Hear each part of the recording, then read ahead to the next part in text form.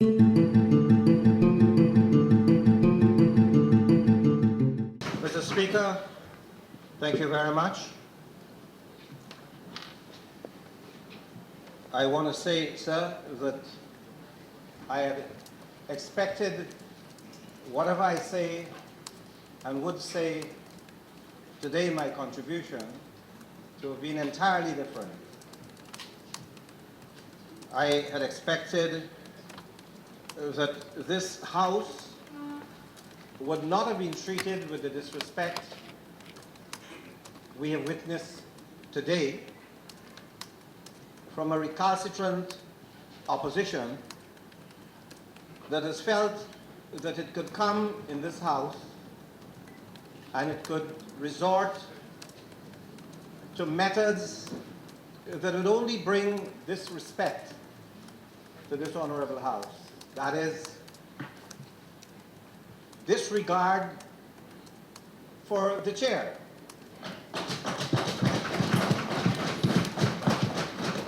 Presiding over a democratic National Assembly in which certain procedures are observed.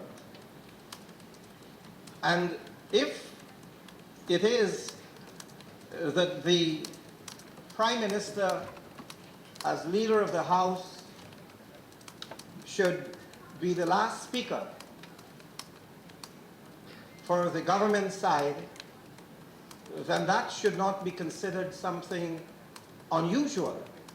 And if the leader of the opposition decides that he or she, whichever would be applicable, should conclude the debate for members of the opposition, then he or she should be allowed to do so.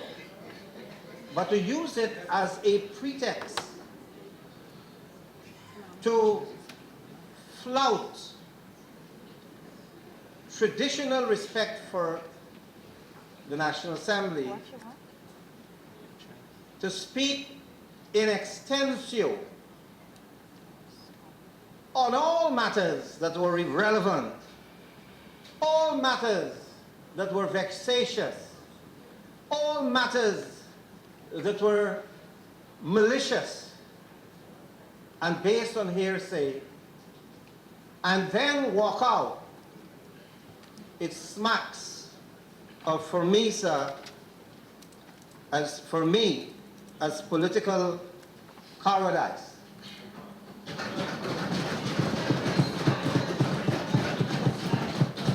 This House and this Speaker, as far as I can observe, have muzzled no one. It happened last year. It has happened again. That the latitude that has been extended was for the member to speak, as we saw just now, for 1 hour 40 minutes. Perhaps 2? 2 hours? Stand corrected, sir. But for me, it seems to have been an endless harangue. And I would want to deal with some of those in the course of my presentation, Your Honor. But first of all, permit me to extend, as all my colleagues have done, congratulations to the Minister of Finance, Winston Jordan, and his team for having crafted this document before us, the 2016 budget, and it has been noted, it has been crafted within 5 months of the presentation of the first budget. And I believe that the theme, stimulating growth, restoring confidence, the good life beckons, is very appropriate. And I will try to address the issues on the theme. I'd like also to congratulate all members of the government benches who have made sterling contributions during this debate and have ably demonstrated to the people of Guyana that this APNU plus AFC coalition government has all the people of Guyana in its heart. This government has sought to restore the faltering confidence of the people of this country, who have lost not only confidence in the leaders they have elected many years ago, 23 years ago, but they had wanted to restore confidence in themselves that they could go to an election and, given their right to make a choice, they could choose a coalition of 6 parties to represent them. Because what we have seen here today is much of the same old khaki pants of one-party rule that had brought disrepute and undermined confidence in this country for 50 years. And in 2015, the people of this country said they have no confidence in one party anymore. They want a combination. They want a coalition. And this is the confidence that the people restored in themselves, that they could elect such a combination, and 2, they restore confidence in governance. The honorable leader of the opposition, who has decided that he would scuttle from these debates, having said what he had to say, spoke in very solicitous terms about sections of the Guyanese population, particularly the working people. And while he spoke to the issue of the rice industry, one would have thought that when we are in this house, as honorable as we are, we say the truth, the whole truth, and nothing but the truth. That he would have known that the Petro-Caribe deal had floundered and prematurely came to an end while his government, the PPP, was in office, but they had not told the people, the rice farmers in particular, that the deal was coming to an end. And to try to situate rice, difficulties in the rice sector, particularly with the loss of the Venezuelan market and with the drought, at the footstep of this new government, it was nothing less but an untruth. It could not speak to what actually happened. And if he had been so concerned about the welfare of rice farmers, why shouldn't he have interrogated his own colleague, the head of the Rice Producers Association, who, according to the Minister of Agriculture, had signed to return $100 million taken from the GRDB. If they were so concerned, he would have had Mr. Siraj, the honorable member, return that money and give them to rice farmers to help them tidy over the difficulties. And that the $2.5 million a month that was paid over many, many years to the RPA could have easily been money that was given to the RPA to help farmers who were in distress. We tried, while we were in Essequibo, as representative of this government, to speak to the central, to the Land Survey Commission, to see how payments for lease lands could be rescheduled. We have said, and everyone knows, that the rice industry is a private sector industry. It is not owned by the government. It is not owned by the state. And all a government will try to do is to allow certain facilitations to take place to help farmers. It has done so over many years. It has not changed. Where the government of the day would allow and help and spend tremendous sums in drainage and irrigation facilities, would facilitate the supply of fertilizers, but above all, it is the GRDB as an entity that is responsible for interfacing with the rice farming community and to ensure, in cooperation with rice farmers and rice millers, that their concerns are addressed. It goes beyond the remit of a government to decide that they will pay rice farmers for crops sold. But this government saw it fit to ensure that all monies that were collected for the sale of paddy and rice to Venezuela, that the money had been paid over to the rice millers. The farmers' concerns are with the rice millers. And while I was in Essequibo recently, I had cause to call a rice miller during our Meet the Public Day and ask that he paid a farmer who had complained and came to the meeting of non-payment for rice supplied during the last crop. And I was assured that the payment would have been made that very day. The rice farmer has not complained since, and I suppose that the payment had been made.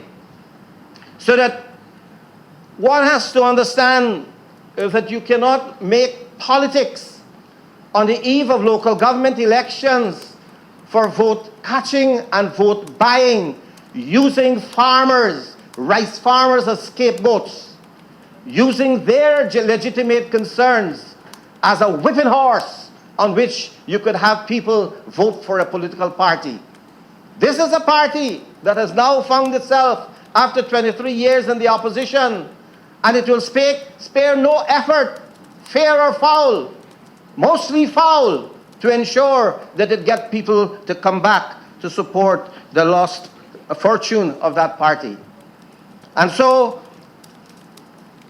I need to mention that it is this government that has brought an end to the sloth that had taken place to provide pumps to irrigate the lands of rice farmers. A pump, I was invited by the Honorable Minister of Agriculture, commissioned the pump at number 40 village, that is the Joppa pump, a pump at Gangaram in Kanji, and a pump at Lima, Essequibo. And while we were in Essequibo, not so long ago, we were told of the efforts that were made to sabotage pumps. 3 out of 5 pumps, sand was found in the pump, and in other pumps, the diesel disappeared. And recently we saw someone was arrested in Blackbush Pola for trying to take diesel away in order to make the pumps inoperable so that the farmers can blame this coalition government for not attending to the woes in regards to drainage or irrigation, as the case may be. And so while we were in Essequibo, we spoke to the technical people, and they were able to put into action 4 pumps at Dawa, so that water that now, if 25% of the crop had not been put under cultivation in Essequibo, it was not because of a lack of effort. It was the sabotage that had taken place before. It was the disrepair of the pump and the leakage of these pumps that did not permit it to do as good a job as they ought to do, to bring water from the Pomeroon River and to irrigate the lands of the farmers. But the farmers are grateful that some efforts had been taken, and therefore one cannot blame the situation in Essequibo or even elsewhere on this government. We were told in the very final penultimate plea that there should be consideration for people who deal with used tires and old vehicles, 8 years and older. A passionate plea from someone who had been head of state for 12 years, longer than we probably have 2 terms, sir. It was more than the second term. It was 2 terms plus. And therefore, whatever might be the motivation, we have this plea for second hand to be recognized, whether it is tire or third term triers are trying to get into the act so that they're pleading for consideration for terms and for all things. And at the same time, Your Honor, without any disrespect, men would have noticed the way they talk about geriatrics and people who had been in public life for many years. But that didn't seem to bother the leader of the opposition, that 12 years was 12 years too much. And there are others who are functional, who ought not to be considered in the deprecating and demean tone, because I have known in my life many people on that very side of the House, Clement Rohi, Indra Chandrapal, the honorable members, Komal Chan, who gave their youthful life alongside me, even though I had been there before, fighting for the independence of Guyana. And today they may all qualify of geriatrics. We may all be considered to be old, but we are not useless. And I've known people whom we had loved until their death, like the late Chaji Jagan, the late Mrs. Jagan, and the Honorable Ripu Daman Prasad, whose able representative and successor in this House was the one who raised the generational issue. I believe that we have now gone beyond the pale of dealing with gender issues and ethnic issues. We are dragging age into the arena as if age is a sin, as if age is a crime. And therefore, I consider that as part and parcel of this motif of disrespect, not only for the House, but for elected members of the House and for elected leaders of government.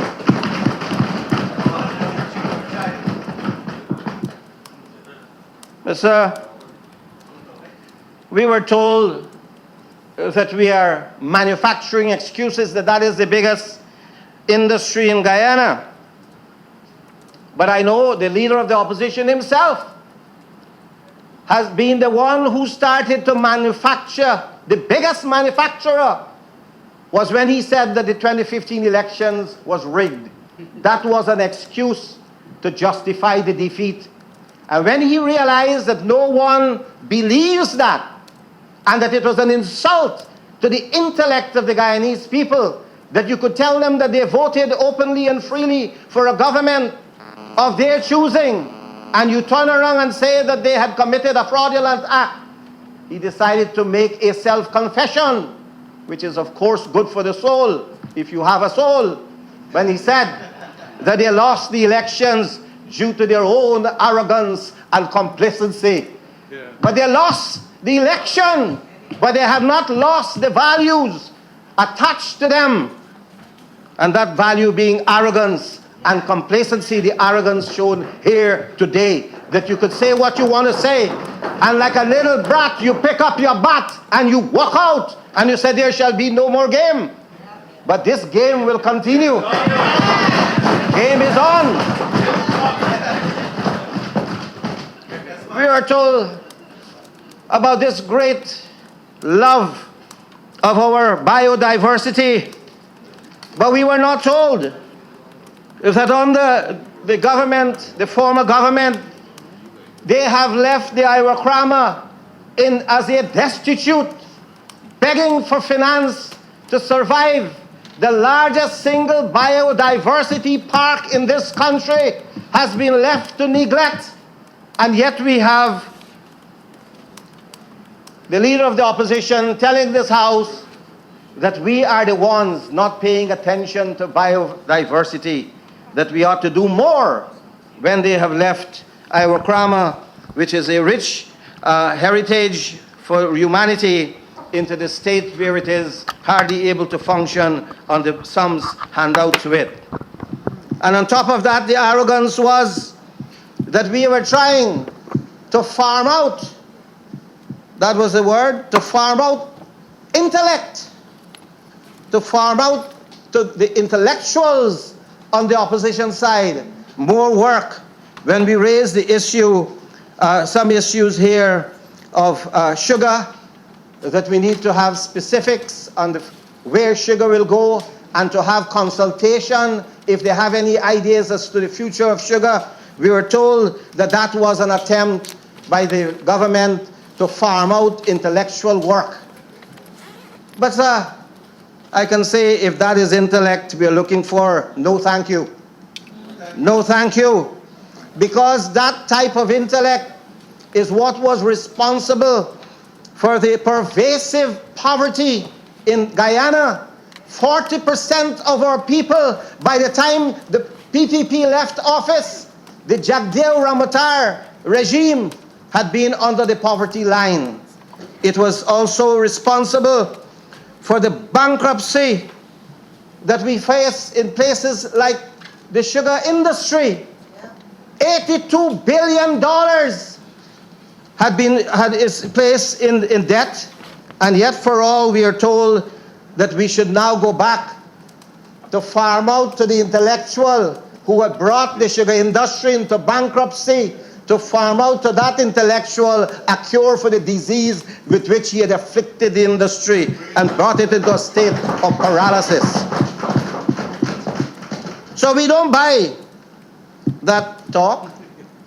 And then one member on the government side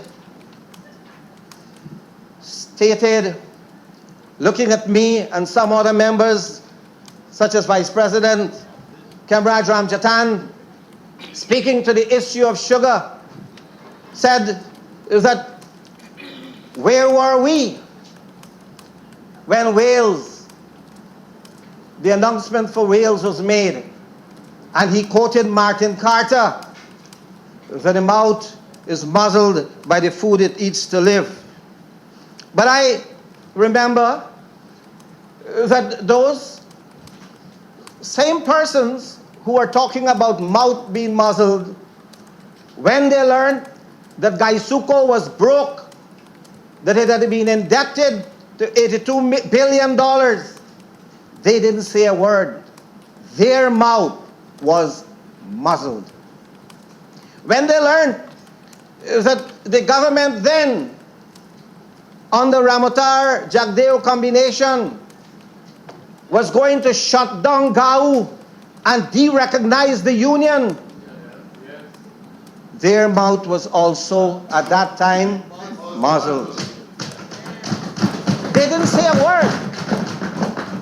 When Diamond was shut down, the factory and its operation was merged with Enmore, and workers were displaced. Where were they? The mouth was muzzled. So today, a corollary to Martin Carter is when you hear these people sing the song that we are doing nothing to save sugar workers' jobs and to protect their welfare, it is only, for me, a heavy dose of hypocrisy, because you couldn't want to defend sugar workers now, and you had not defended them when they were in most need of being defended. And so, sir, I believe, and I say this sincerely, that the agony of Wales worker is a genuine agony. I remember many years ago as a little boy in the quarantine, it's sometime in the 60s when I heard that Port Morant Estate factory was being closed.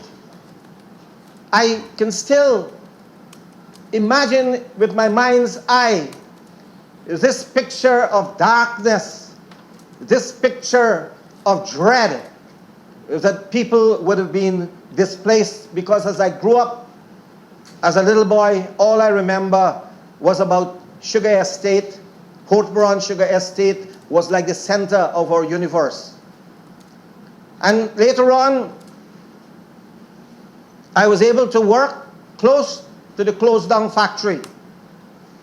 When I started to teach at the Quarantine Comprehensive School, the school was situated in the offices of the Port Moran estate. In the clerical staff buildings, I became a teacher. But I didn't see the gloom for long.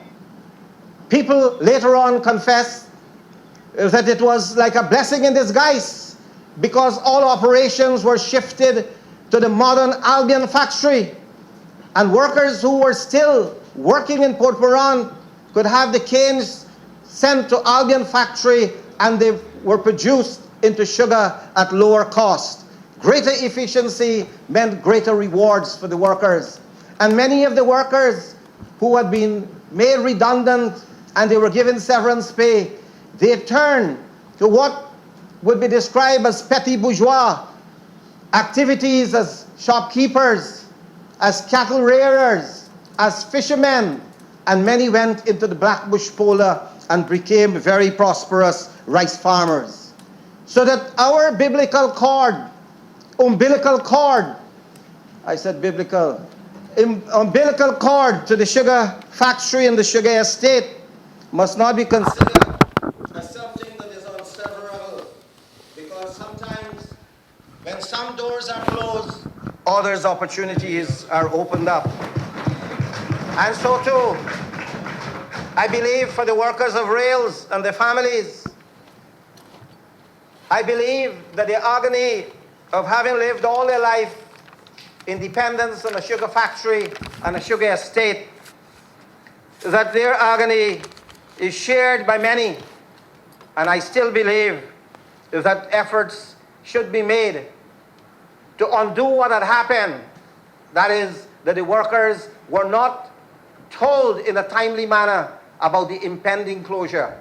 I still believe that we need to have conversation with the workers and their families to explain what opportunities are opened up for them and how the closure of the factory and the merger of its operations with IFLOC will affect their lives and perhaps make possibilities better for them. But I also know that I cannot accept the crocodile tears of those who came here to talk about the problems confronting the Wales workers and their families, because West Bank Demerara had the single largest cultivation under peasant cane farming than anywhere else in Guyana. And I have seen that members of the then government, now the opposition, colluding with certain elements in the community to take away the Bellevue Cane Farmers Cooperative and take away their land and concentrated it in the hands of their friends. And therefore, they had said nothing when that happened. Under their watch, they allowed their lands to be taken away. They allowed phony elections to be held in the co-op. And they put their friends to seize control of the co-op. And today they shed crocodile tears for the workers in the sugar industry and for all those involved in peasant cane farming. Down the road, sir, and I could call the names because I know the people who are involved, but I am not going to do that. They know themselves. They know themselves. But sir, I say this, is that we will not shut the door out.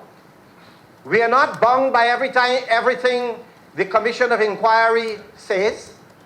We had interrogated the commissioners, and we want them to explain what are their findings and to rationalize their findings. But as a government, we are not bound by the recommendations, and we cannot dictate to the board, which is an independent and autonomous board. We cannot give political directive to the board if it says a certain operation should be rationalized. we were not going to do in the past to bring our friends from the United States, political friends, and foist them as chairman of the corporation. We are not going to be putting people who held offices as advisor to the president and later became minister of the government, the Gaisuco board. We didn't see the Gaisuco board as we see it now. We didn't see it then nor now as an instrument of party political influence and diktat.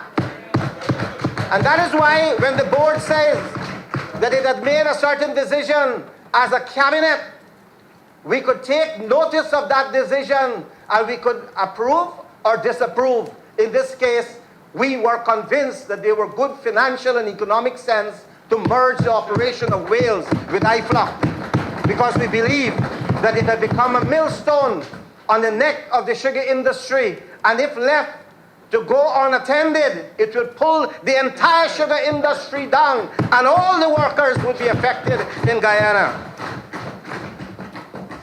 And so, Mr. Speaker, for the leader of the opposition to come here and say that we threw the Commission of Inquiry report into the garbage, it is a further disrespect that he's showing to himself and to this honorable House, because the Commission's report had been tabled in this Parliament and referred to a select committee, or will be referred to a select committee of this House for its deliberation and considered view on the recommendation. We don't consider this Parliament to be a garbage, and we don't consider any member of this Parliament, unless he chooses to become garbage. We don't feel that we could use that type of language.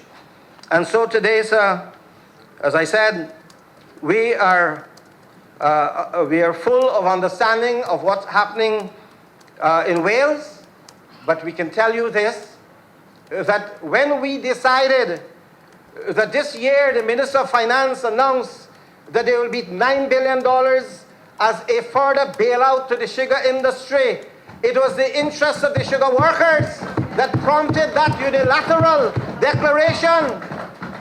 We had not come here bringing protesters outside to force the Parliament and to force the opposition to agree to a sum of money as a bailout.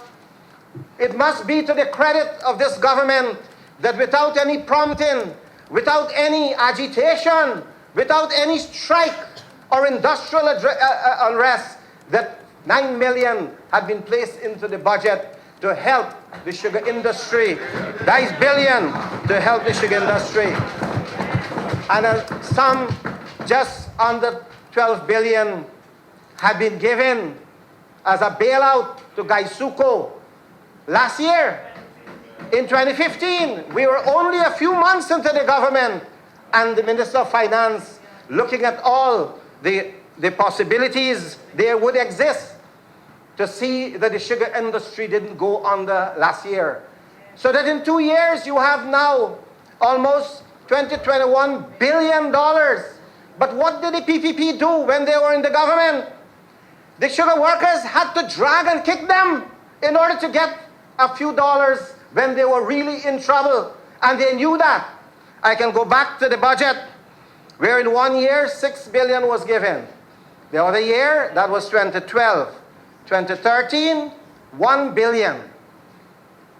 2014, I believe 6 billion. $11 billion. They did come with a supplementary after mobilizing protests outside. But on their own volition, they are so thrifty. Thrifty is a bad word. Thrifty, stingy, that they were pinching the purse when it comes to the sugar workers. And they were putting them every day on the bread line and almost telling them, you better produce or perish. And they were saying that better will come. And they did not realize that the handmaiden for the destruction of the industry had in fact been the people who were trying to say that they are the savior of the industry. Because long ago, since 2011, we were supposed to produce 500,000 tons of sugar. through the magic Scanlon factory, after $47 billion had been spent on that factory to modernize it, so they say, and it started to limp, it started to sputter, and it couldn't produce the sugar even at a level that was produced 50 years ago. So, Mr. Speaker, I come to the issue that when the leader of the opposition came here and had this untrammeled freedom to speak as he wished, as long as he wished, the freedom for him to exercise that option in this House did not include the freedom to mislead the House. We were told and lectured, and I'm trying to go, I know I'm not going to be able to finish only dealing with this issue of what the leader of the opposition had intended to say. I doubt whether he had intended to say that Amila guaranteed capacity. All the people of this country are intelligent, sensible, right-thinking Guyanese. And they all saw the photographs in the newspaper showing that Amila had run dry. Where is the guaranteed capacity he spoke about? How did he come with all those fancy footworks today to talk about the IDB technical report and the feasibility, etc., etc., and all those things were answered by one photograph? No water at Amila. Then you have the wind farm, to have alternative energy, to have renewable energy, to have clean, green energy. And he said that you couldn't guarantee wind. So when I was referring biblically just now, sir, it was a transpose. We have the biblical farseers that you wouldn't have whim at hope. But little did he realize that that was not what they thought. That was not what they were thinking on the 27th of May 2014, when the cabinet, signed by Roger F. Luncheon, MD, F means Forbes, Roger Forbes Luncheon,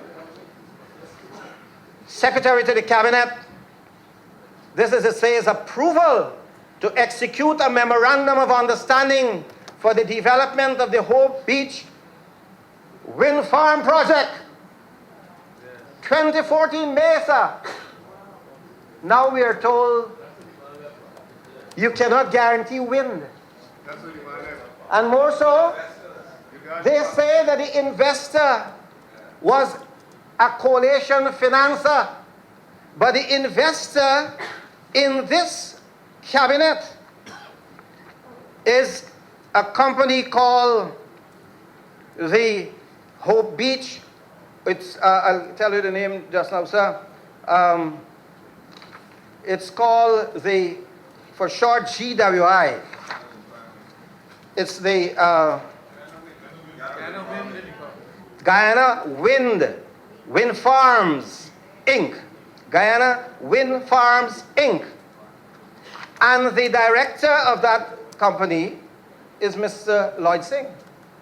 So Mr. Lloyd Singh could not have been the financier this year of the APNU AFC when they had signed on to him. Cabinet noted and deemed acceptable the results of the review of the financial arrangements. They reviewed the financial arrangement. They knew that wind can work and wind is available. They know that. Cabinet also noted and accepted the results of an environmental and social impact studies. They did all of that. Not what we are told here, this wishy-washy gaff today about wind. The scientists, our champion, suddenly become an authority on wind. And he was very windy today, long-winded today, sir. Long-winded. Cabinet approved the execution of the Memorandum of Understanding for the development of the Hope Beach Wind Farm project along the terms and conditions set out in the Cabinet paper. Cabinet also approved NISIL being authorized on behalf of OPM to negotiate with Guyana Wind Farms, Inc. and draft all documents necessary to implement the project. That's right. Today, what are we told today?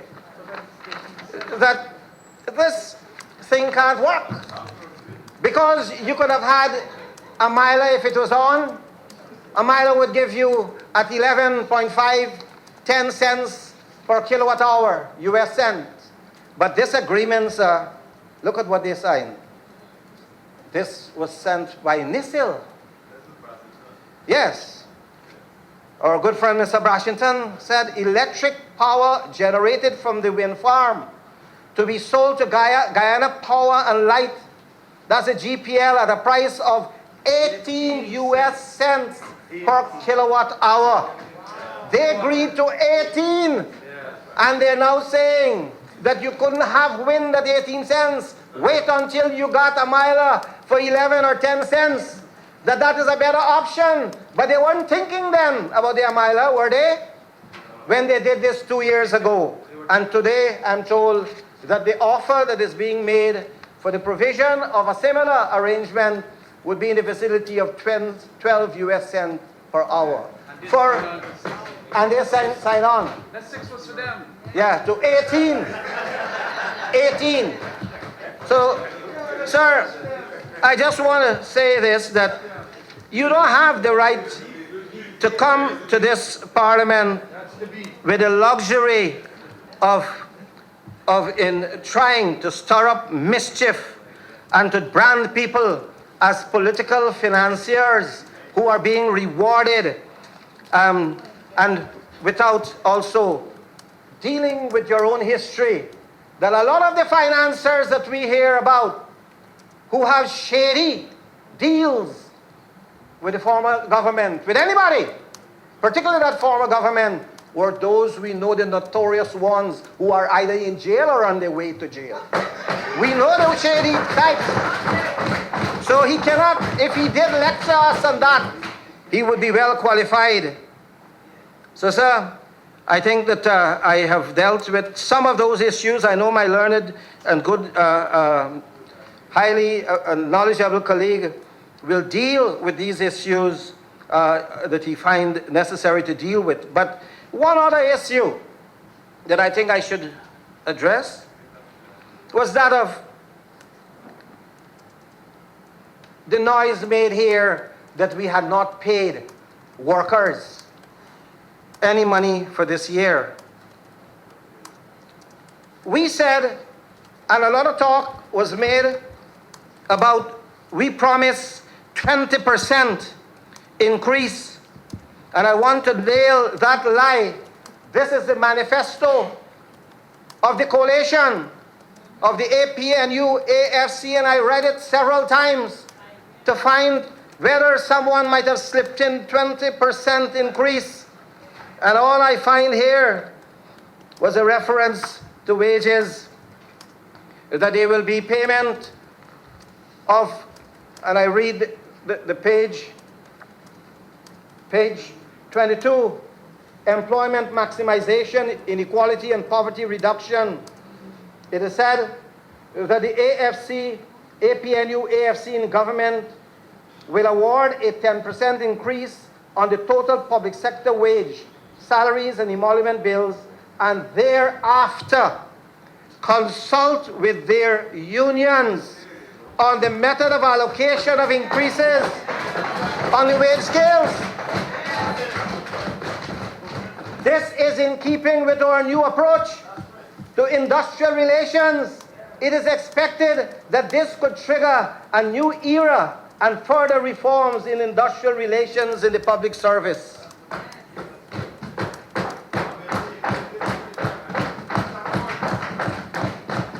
We promise, and we are delivering what we promise on.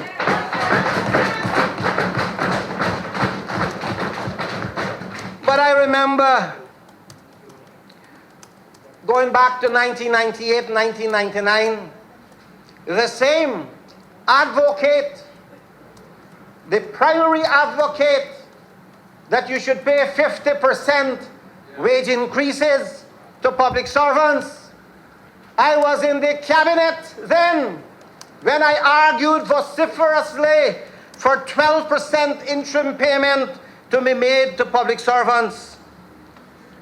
And my friend, under the doctrine of affordability, this was his position, allowing a strike that could have been avoided in 5 days to cripple the country for 55 days.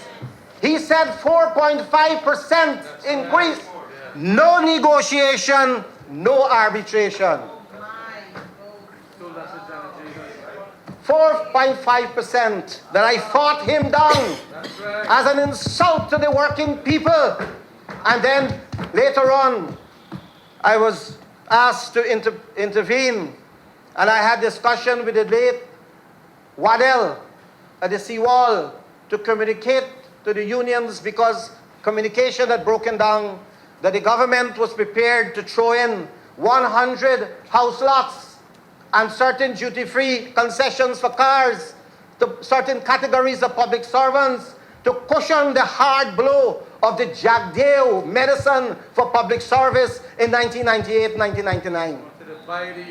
And then when I was sent to speak with the Trade Union Congress, to Mr. Lincoln Lewis, to influence the strike to come to an end, he was there when I was authorized to speak with Lincoln Lewis, and he went subsequently, after I got Lincoln Lewis to go to television to call off the strike, or to make a call to call off the strike.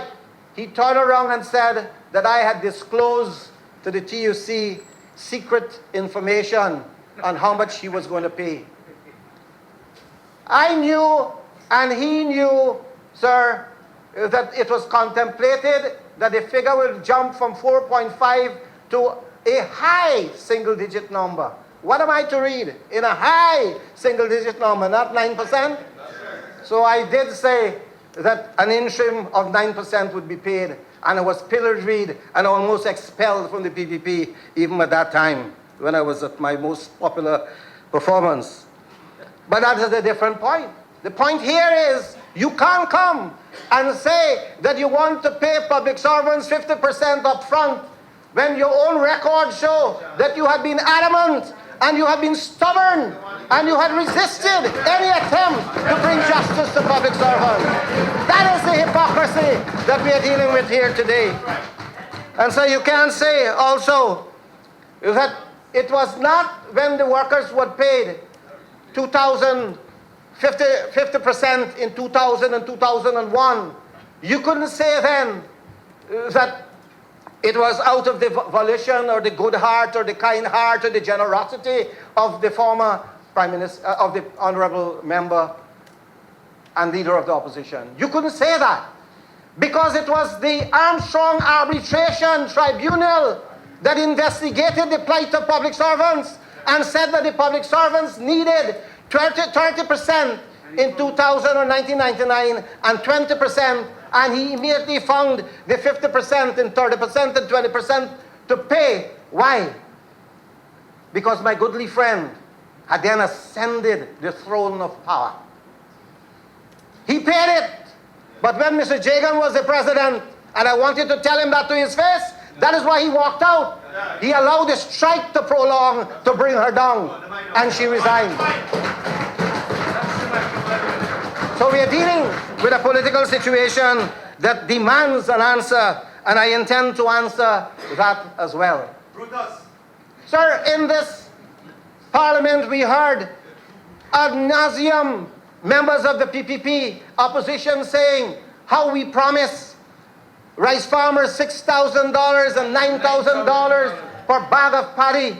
And again, I went and I consult the manifesto, and I find no reference in the coalition manifesto that speak to the issue of either $6,000 or $9,000 per bag. They're inventing the figures. to create mischief in the country, to set people up against the coalition. It is a form of political agitation based on invented facts, based on political untruths.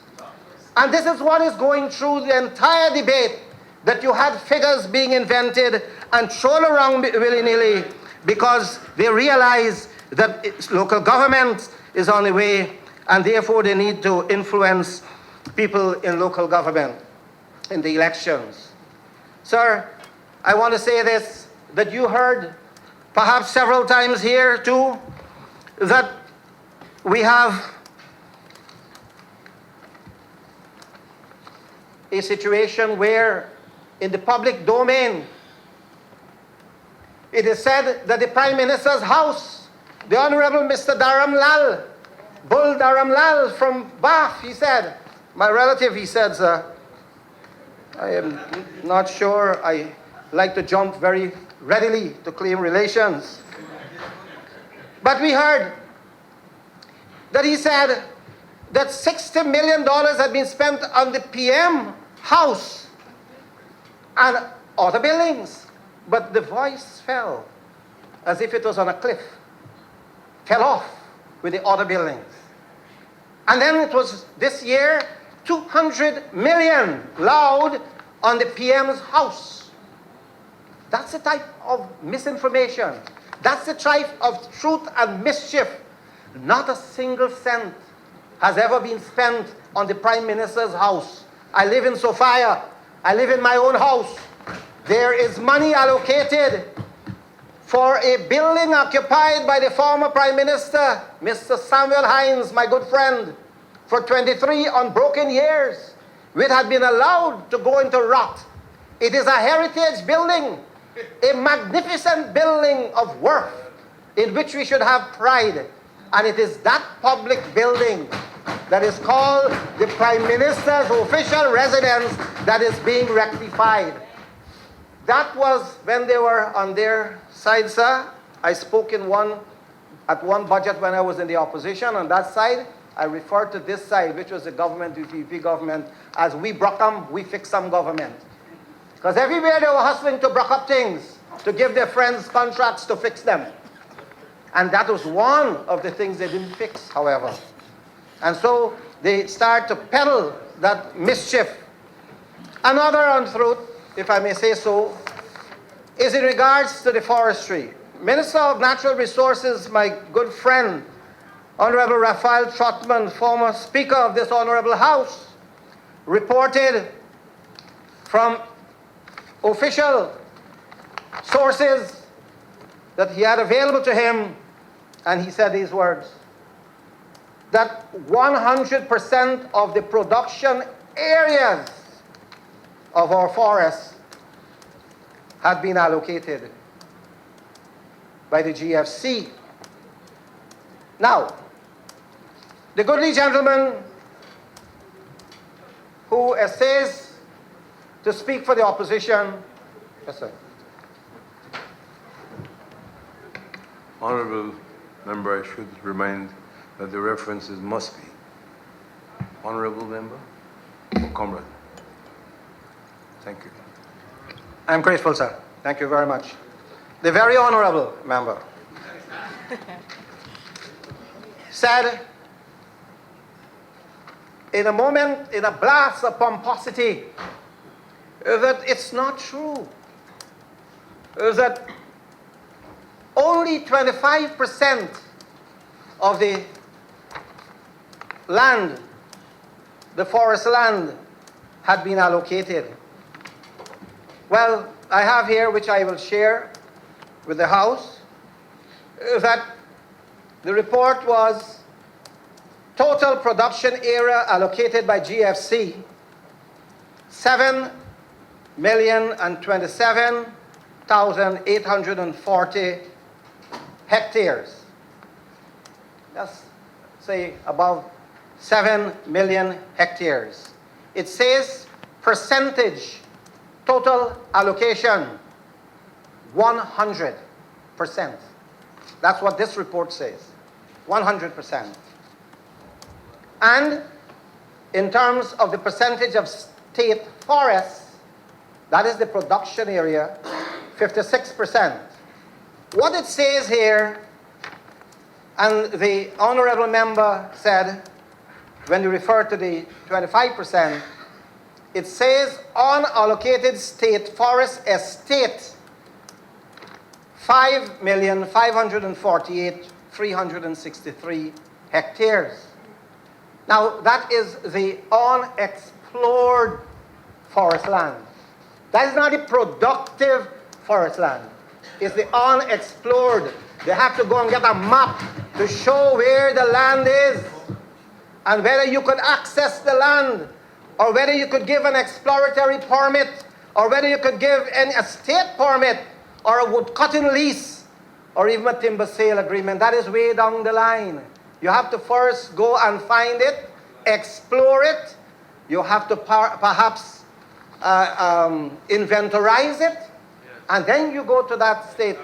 But in terms of what the state of play is, it is a productive land that they hived off, 100%. All of our precious forestry land. And that is why this House cannot be a victim or a hostage to political deception. And they could walk out on me because they know I will do exactly that I'm doing now. I will unmask those who try to deceive the Guyanese people. I will do that all the time. And I'm not troubled by walkouts.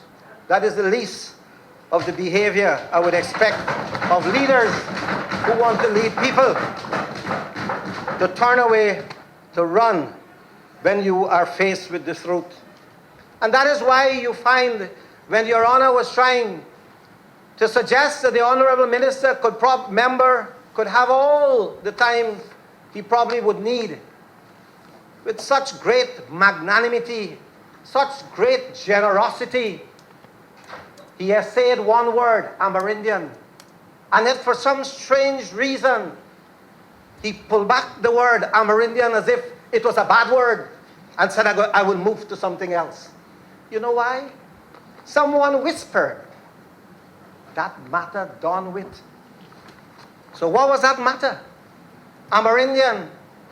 We were told, and the Honorable Vice President, Minister of Indigenous Peoples Affairs, Sidney Alicock, exhibited a cabinet document that showed that it was never the intention of the PPP government to pay the CSOs beyond May of 2015.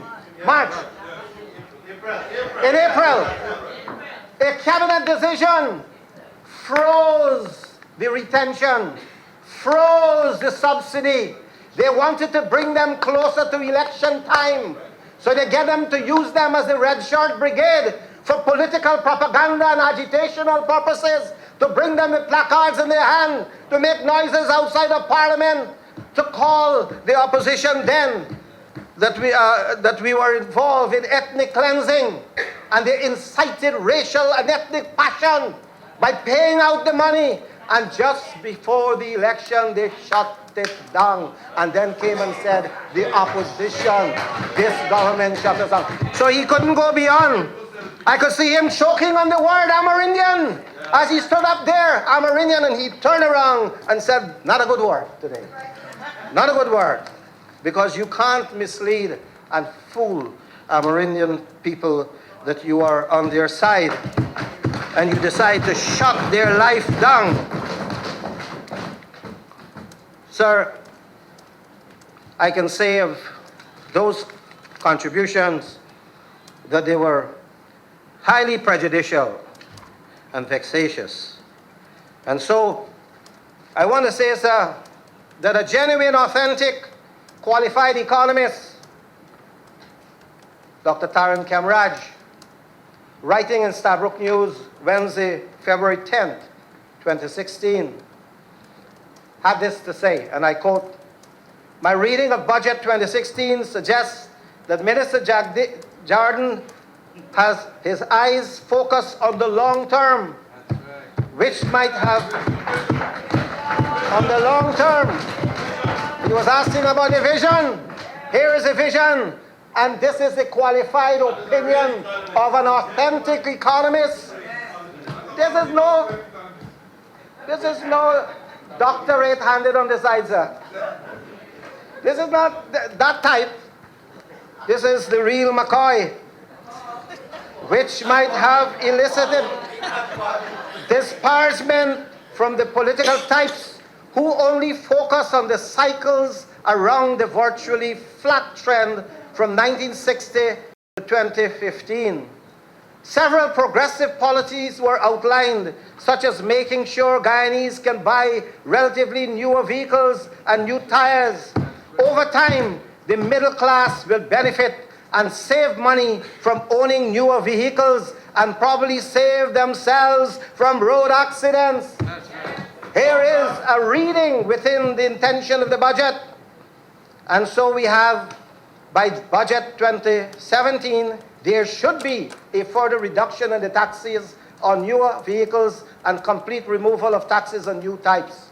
This is yet another reason why the VAT should remain at 16% in order to finance the reduction in these miscellaneous taxes and the expansion of zero rating of the things consumed by the poor. And this is really an analysis that I appreciate coming from a qualified person able to make that. And we were told, when former Minister Irfan Ali spoke, he talked about the economy sliding and slipping. And he essayed to give some statistics of the economy sliding and slipping. And he said that when in 2012 there was a growth, a reserve, the foreign direct investment, he said, was 363. I tried to check the figure of 363 million, and I couldn't find the 363. I found a higher figure of 373 million US dollars paid that came in 2012. And I want to find the notes that I had on that so that I can rebut the contention that the slide started when we were in the government, because he said that from 363 million US in 2012, by 2015, the foreign direct investment was reduced to 125 million US. I had been with a team of ministers speaking with the European Union and a delegation that came here. And one of the reasons that they gave why they did not release some 23 million euros for the sugar industry and for drainage and irrigation and for other infrastructure was that there was no accountability in Guyana. What had happened is that in July of 2014, when confronted with a no confidence motion, they decided, the PPP government, not to hold parliament. They shut it down subsequently, did not introduce a budget for 2015, so that no one who would want to invest or transfer investment to Guyana had any confidence anymore. There was no parliament that could give account for monies that could be received even as grant. And so they were the ones, the handmaiden of the decline of investment. They set the stage for it because in 2014, it dropped from 373 million to 217 million US. The slide had started long before we came into the corridors of power or in office.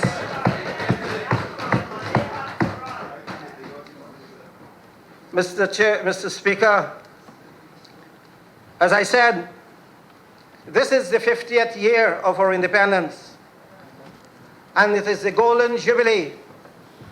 And I had anticipated that I would have been speaking here differently. Not as someone using up parliamentary time to rebut contentious and hopefully erroneous arguments and presentation. I shouldn't be doing that. I should be doing things that are more lofty, that would mean something to the Guyanese people, like letting them know that for 50 years, if we had considered that there had been a lost opportunity to take our Guyana forward, that we could now make a new beginning. We could start over again, because we cannot go into another 50 years divided and fragmented as we are. And today, the prophets of doom and gloom, they are telling the world that we could no longer be different. We cannot in the next 50 years even dream or hope that we could be united, that we would have to carry this weight, this burden of history, of division and fragmentation. And when I was speaking in New York at the launching of the 50th anniversary celebrations there, I choked with emotions because I recounted how I joined the political struggle for Guyana's independence way back in 1961, and that I didn't celebrate on May 26, 1966, when I saw people marching before me in my village. I sat and I looked with a heavy heart probably bleeding that I couldn't be among those who were celebrating the independence, because our country became independent under a state of emergency. Our country became independent while political patriots were in jail, incarcerated as political detainees. And I had decided, and I, like many others of that time who made a contribution, that it should be celebration, independence, yes, celebrations, no. And that is the moment for me that is most precious in my mind, because I cannot live another 50 years to realize that we are going down this road of division and fragmentation. And so today I had hoped to make an appeal and to once again offer the olive branch, that we could have national unity, that we could have dialogue, that we could have the experience, as one member on the other side said. And I should congratulate Honorable Member Clement Roy for what he said, is that they have experience, and they were there, they saw it, and we have to share from their experiences, because life is not what it starts to be. Life is a continuation, a continuum of experience, and we reject the bad, but we embrace the good. So that when the golden arrowhead was flown on the 26th of May, 1966, and Cheddi Jagan and Forbes Burnham, two arch enemies, they hugged and embraced, that Guyana was free at last. It was the dream of the first native people, or first people who came here, that one day they could say that Guyana is my land. It was the dream of the first slave that came here in chain, the first immigrant that came here as a bonded laborer. It was a continuation of that dream, so that it didn't matter that Burnham ruled Guyana for 2 decades, or the PNC. We don't throw away the Demerara Bridge because it's a Burnham Bridge. And even if we were to style the Burmese Bridge, the Jagdeo Bridge, it didn't mean that people belonging to the PNC should say we're not crossing there. We have to live the fact that life in a dialectical way continues, and we will have to build upon what we inherited. And there's no shame in that. And we are not thieving anyone's intellectual property, because when they were elected to office to conceive and to implement plans and programs and projects, it was to implement what the people elected them to do and pay them to do. And therefore, they have to leave that for the people, and other leaders more worthy than them would take up the task of implementing them and make sure that they are done so fruitfully.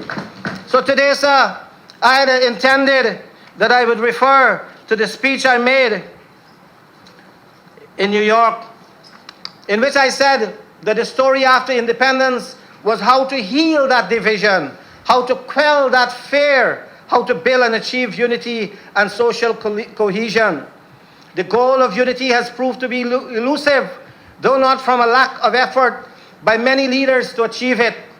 When it had appeared that we had drifted astray into the side alley of authoritarianism, a call during the 1970s for a national patriotic front and a united government was a step in the right direction. In the 1990s, when civil society joined with one of the major political parties to form a political civil alliance, it was another move in the right direction. But that movement was also short-lived, and the promise of national unity became delusional. And when after over 20 years of one-party rule, 6 parties came together to form a coalition and became a broad-based united government, it was an unprecedented leap into tomorrow from the divisive politics of yesterday. I say this now in the House for the first time, that one of the persons who had given hope that we could enter coalition politics, for whom credit has not been given, is a man named David Otter Granger.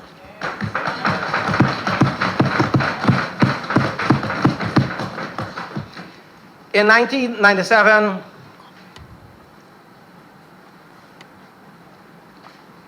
after we had seen riots in the streets,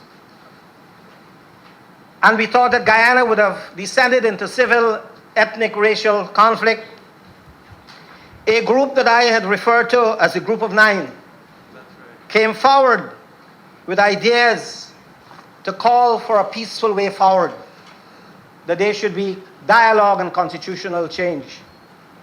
I had the honor then to address the leadership of the PPP on the way forward, and it is titled, this booklet, The Political Situation and the Way Forward in Guyana, that I was told by the then President, Mrs. Jagan, that 100,000 copies should be printed. Unfortunately, after the riots calmed down and we returned to business as usual, this little publication with my picture at the back became the first target of a bonfire engineered by one of my friends over there from the Stalinist gang, because I was unstoppable in my quest for national unity. I was unstoppable.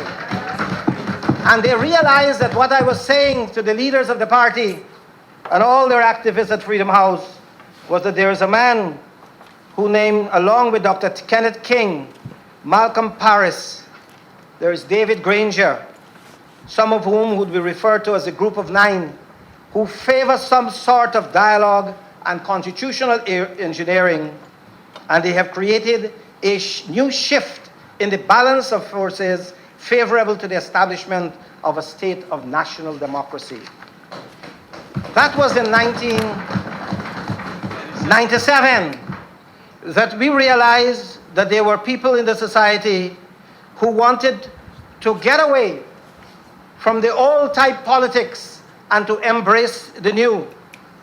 And so I refer to that to show that it is still possible that if I become the target of hatred and I'm despised and could not deal and deliver the formula for national unity or for dialogue, then they could always go, the PPP could always go to David Otter Granger.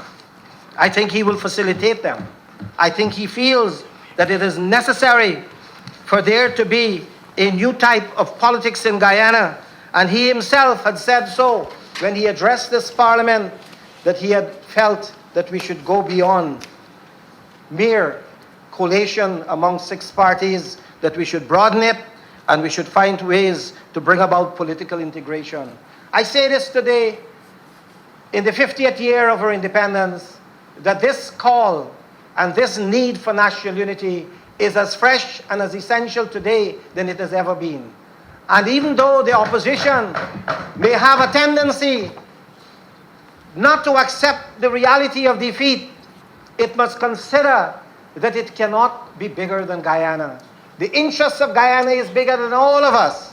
At a time when we face a challenge to our territorial integrity from a greedy neighbor, Venezuela, it is time for us to band ourselves together to send a message to Venezuela that we are united, we are unstoppable and undivided in our quest for one Guyana and our love for for our country cannot be sacrificed by any other expediency, including the quest for power. This is all about power.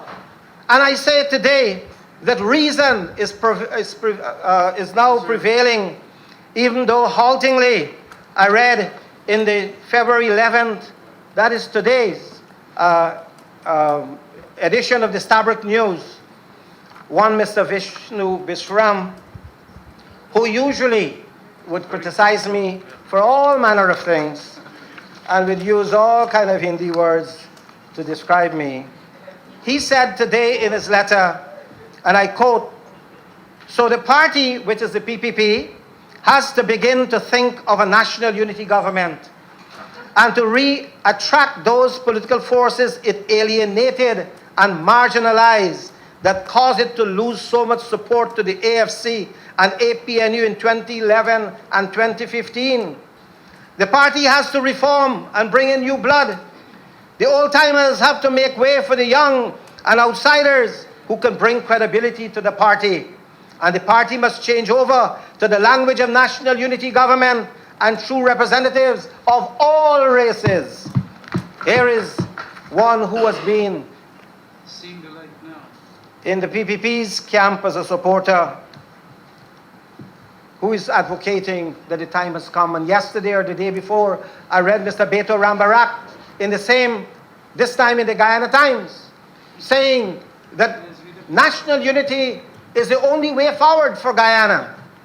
And this is what Bisram said here, and I read, "The real reason why PPP did not want to hold discussions with Mr. Nagamootoo is bad blood. The PPP cannot forgive him for leaving his natural party, the PPP, and linking up with the PNC to oust the PPP from power. It was the popular grassroots Nagamootoo who pulled mass support from the PPP in 2011 and brought about its defeat with a repeat in 2015. If the PPP really had an interest in power sharing and did not want to hold a meeting with the Prime Minister, it could have proposed a meeting between President David Granger and opposition leader Barjak Deo or General Secretary Clement Rohi. Instead, it flatly rejected the offer for a national meeting to discuss power sharing." So that's unquote. But the question is that we must not cease calling for national unity. We cannot cease calling for dialogue with the opposition. And that is why today, as I said before, we are facing a serious, unprecedented situation where not only do we face a threat to our territorial integrity, but we also face a threat from drought. We had a threat last year, twice, from floods. And we also have all the types of threats that are to our social fabric, like crime and suicide. And even though I cannot agree, and it is not factual, that there is any type of serious outbreak of Zika or H1N1 in Guyana, we still have to provide and band ourselves for even the uncertainty. And therefore, these are all the prerogatives that we have before us to unite. And we cannot run away from that responsibility. Because, sir, we were told, I'm now seeing a World Bank report that I received today. It's dated 2/1, the 1st of January 2016. It says that Guyana is a low-income country and the third smallest country in South America after Suriname and Uruguay, with about 800,000 inhabitants.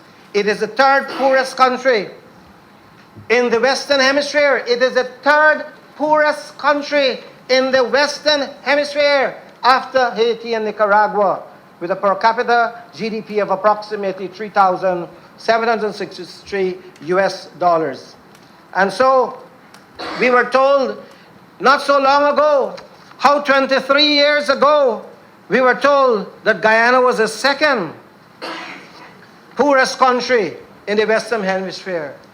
And now that was in 1998. 26 years after, we are told that we simply crawled up under the champion of the earth. We crawled up one place more, and that is awe. it was good reason for jollification. We are so proud that we are making it one at a time out of 180 or 200 countries. And we are proud that we climb like a snail, one step higher. And we try to pulverize and make points to compare 2016 with 1998. What an odious comparison. If we really had 23 years of real growth, we would have been like Singapore today, unprecedented, among the top 10 like Lisa Punch. We would have been among the top 10 of the world, and we could have sung melodiously to the credit we deserve. But no, we are still in the disgrace cage. We are still there, locked into our cocoon of deceit and lies and deception that we are good and we are great. When over these years, we have done nothing to make our country better. And so today, sir, while we mock, the opposition mocks at Minister Winston Jordan for saying that we will increase GDP by 4.4%, and they bucket it. They have to look, sir, that between 2006 and 2013, according to the World Bank, Guyana's economic performance has significantly stabilized, expanding by an average 4.7% per annum. Under the mighty, we stabilize at 4.7. The Master Blaster, and when we got Winston Jordan, the honorable member, say that, listen, we're going to start over. Things didn't happen the way they ought to have happened, but we'll get there. 4.4, it was mocked at. But let me tell you what, the World Bank, under the former PPP government, under the financial wizard, Ashley Singh, where is Ashley? They said real GDP growth slowed in 2014. Remember? Yeah. I said the slide from 373 million US foreign direct investment US slide to 217 million US dollars by 2013. Now they have real GDP growth slowed in 2014. It was 3.8. reflecting the softening in global commodity prices, including gold and bauxite. If it was valid then that you could consider that 2014 it slowed, at least when I said I will address the theme, restoring, stimulating growth, that the way you improve on slowing down is to stimulate. Stimulate means to give it energy, re-energize the economy. And that is why this document is such an important guide for our economic development. But the paragraph tells you what the estimated future growth will be. And that's very important. And sir, under the great Mahaparty government, sir, the World Bank said real GDP growth is projected to fluctuate within the range of 3% to 5% during 2015-2018. This is if the PPP had been returned to office, it would have relied on this, that we couldn't do any better because the World Bank projected that we could only go by 3 to 5%. And within a cycle of 5 months, 2 budgets are prepared. Within 5 months, we had literally 4 months last year to activate a budget. So when they're talking about non-implementation of capital works, etc., for last year, the window is they try to stagnate and to strangle the economy by not bringing a budget in 2015. So by the time the budget was approved, we were on life support, dealing only with emergency and priority needs out of the consolidated fund. And we could not have embarked on full-time capital projects to stimulate the economy and create jobs. They know that. But if they had been returned to office, they would have held on to this as their Bible. They would have said they couldn't do better than the World Bank projected. But we are doing not better. We have scaled the 3%. We are into 4.4%. And I'm sure that next year, continuing with the blast of energy and the commitment of the team that is called Team Guyana in this coalition, that this country will accelerate and we will move forward beyond the expectation even of the World Bank. So today, sir, it is with great honor and pleasure that I speak to the issue I had spoken. I know that it would be said that I had not addressed matters that are under my remit, because my honorable friends on the other side, they go to bed every night trying to strip me. And imagine me stripped of all powers. And so today I came like the beggar maid before King Fatua, barefooted, to say, when they question me during the estimate, I'll be available to answer the question, providing they come. Because if they're not here, I'm not obliged to tell them what I'm doing. Because in their eyes, I'm stripped. And therefore, I will reserve for a later date my comments on what the Prime Minister in charge of domestic affairs is doing, not only in the sector of information, in the sector of good governance, in the sector of constitutional reform, in parliamentary management, and in so many other areas that fall under me, and working with my colleagues in other ministry, I'll be prepared to answer those questions. But before I take my seat, I'd like to address one issue that concerns me very much, because I have people who have been brought in to work in the office of the Prime Minister, who were brought with their master's degree from the Bank of Guyana. Others came directly from other institutions with degrees. Some of them are very highly qualified. I heard the good Right Honorable Bishop Edgell referred to them as parasites, that I had taken on an addition of 11 staff and put them on super salary. No one is working like the fat cats for $1 million. There's no one in my office who has got a super contract. No one is on sinecure appointment, having gone through their political life and is just provided a job for political purposes, political patronage. There's a group of highly skilled, professional persons who have come on board to help the Prime Minister. Because the former Prime Minister, sir, I have the figures, between 2010 and 2014, we had the figure of about $30 billion voted for a Prime Minister to do capital works. Billion. And he didn't have the staff. And I was trying to find the staff who would be implementing the rural electrification program. And then I was told that the staff were paid for by NISIL. So they parked the money inside the Prime Minister's budget, $30 billion over the years. But the Prime Minister didn't have staff to supervise the allocation or the implementation of the money. And I'm asking the Finance Minister to take serious note of what I'm saying today, because I've discovered this just because of the comments that were made, branding people in my office as parasites.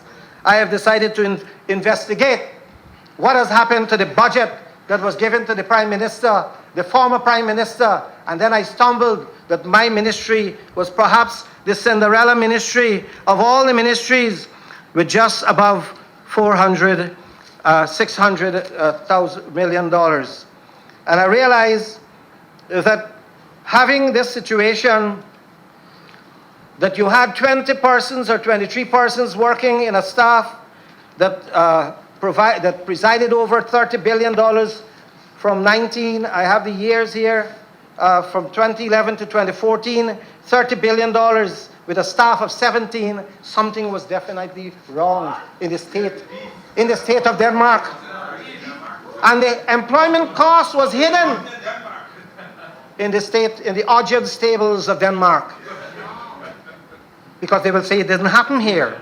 And then, sir, also, I must say this, that we came in just the other day, and we were told how we should have been fixing all the problems that happening in Guyana simultaneously.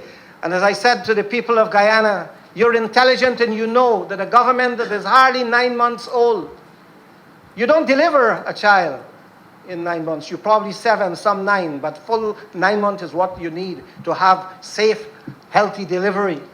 Question is, we are not even 9 months, and we are branded with a brand that says, fix it, fix it, fix it.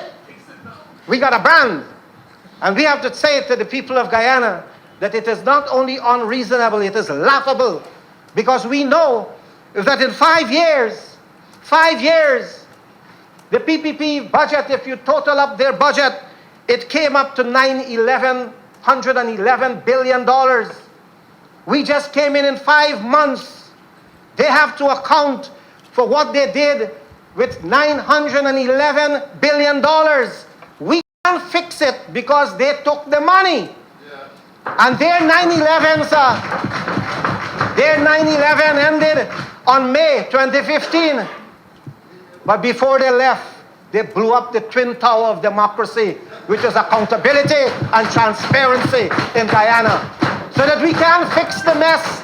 They left because they collected the money and they walked with their 9/11. Now we are starting over from ground zero, all over again. And we can't be held accountable for the damage they had done in the past.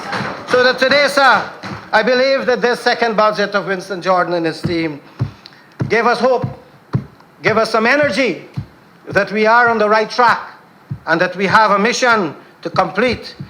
Even despite the obstructionist behavior of the opposition, we shall move like the elephant, undeterred, even by the barking and the yapping of the dogs at our heel. Thank you.